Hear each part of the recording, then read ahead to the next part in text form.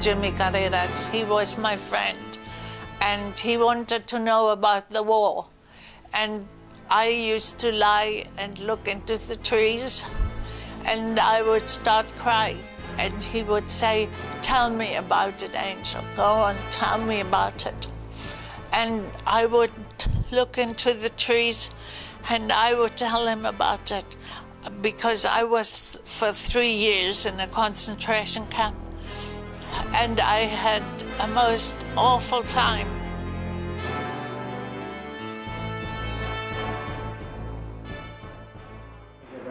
Is maybe starting out with a cup of tea. Oh, yeah, that would be good. Maybe that's Let me read it again. Maybe that's what reminds her of the stewing pot. Okay, my name is Bill Plympton, and I'm here to go over the storyboard for the Beyond the Forest, the documentary on Ingrid Pitt. And this is a section of her remembrances when she was a young kid in World War II. And so what I decided to do was turn it into a visual storytelling to accompany her voiceover, her dialogue, her story.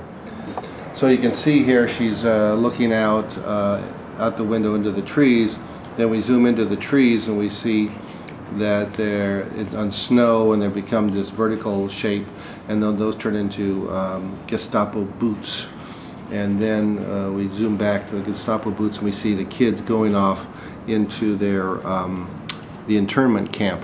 And then I want to use a lot of images of World War II iconography, like the helmet of the German soldiers here, the machine guns, the boots, the barking dogs, things like that, to really portray the fear that she was going through, the trouble that she had, trying to adjust to this very depressing, depraved kind of lifestyle. So then she talks about she held this old lady's hand, and then we cut to her young hand holding the old lady's hand, and then they try to escape. This is near the end of the war when the Russians start coming in. Apparently this shot is now going to be gone.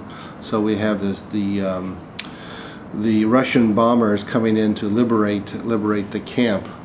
And then she ducks into a ditch. Actually, her mother throws her into a ditch. So here you can barely see her eyes, and she's under these blades of grass into the ditch, looking in fear. So we never really see her face. It's all sort of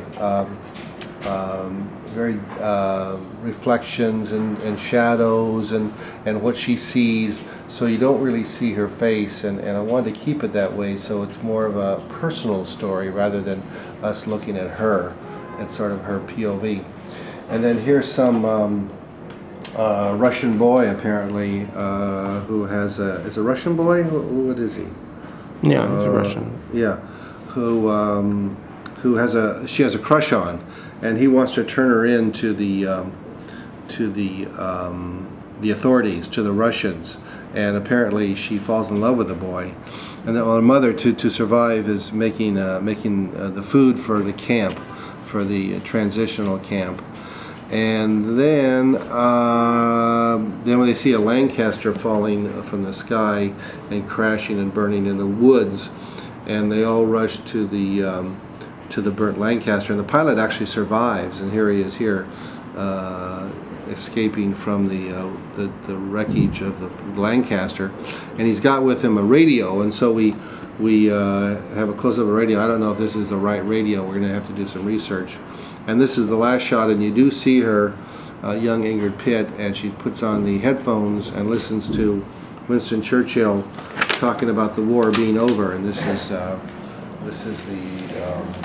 sort of the happy ending for her story. And obviously she goes on to become a movie star and a sex symbol, and her whole new career.